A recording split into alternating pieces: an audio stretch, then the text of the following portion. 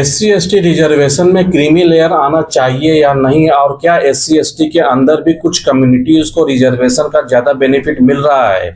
इसी डिबेट को समझने के लिए हमें जाना होगा सुप्रीम कोर्ट के 2024 के दविंदर सिंह जजमेंट तक।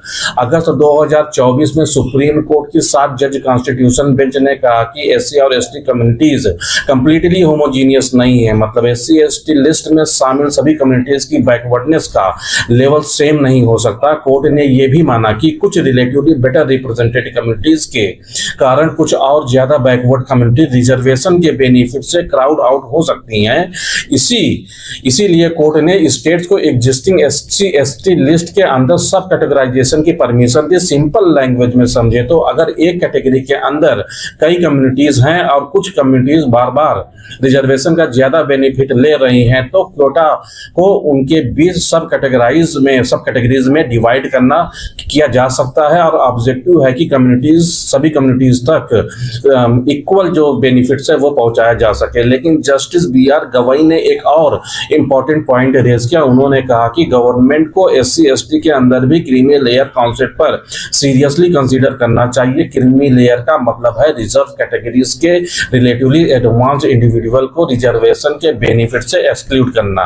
ये कॉन्सेप्ट अभी प्राइमरीली OBC रिजर्वेशन में अप्लाई होता है, लेकिन SC/ST के केस में यूनियन गवर्नमेंट इसका अपोजिशन कर रही है। गवर्नमेंट का आर्गुमेंट है कि SC/ST के लिए क्रीमी लेयर इंट्रोड्यूस करना एक मेजर पॉलिसी चेंज होगा, जिसके लिए पार्लियामेंट्री एक्शन और प्रॉपर इंपेरिकल डेटा की जरूरत होगी। यहाँ एक इंपॉर्टेंट डिस्टिंक्शन समझना जरूरी है। सब कैटेगराइजेशन का फोकस कम्युनिटीज के बीच बेनिफिट को फेयर डिस्ट्रीब्यूशन करना है, जबकि क्रीमी लेयर का फोकस कैटेगरी के रिलेटिवली एडवांस इंडिविजुअल को रिजर्वेशन से एक्सक्लूड करना है।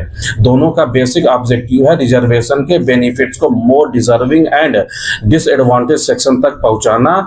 तो SC/ST रिजर्वेशन की करंट डिबेट सिर्फ रिजर्वेशन देने या हटाने की डिबेट नहीं है। रियल क्वेश्चन है रिजर्वेशन का बेनिफिट किसको मिल रहा है, किसको नहीं मिल रहा है, और क्या एग्जिस्टिंग सिस्टम अपने सोशल जस्टिस के ऑब्जेक्टिव को अचीव कर रहा है।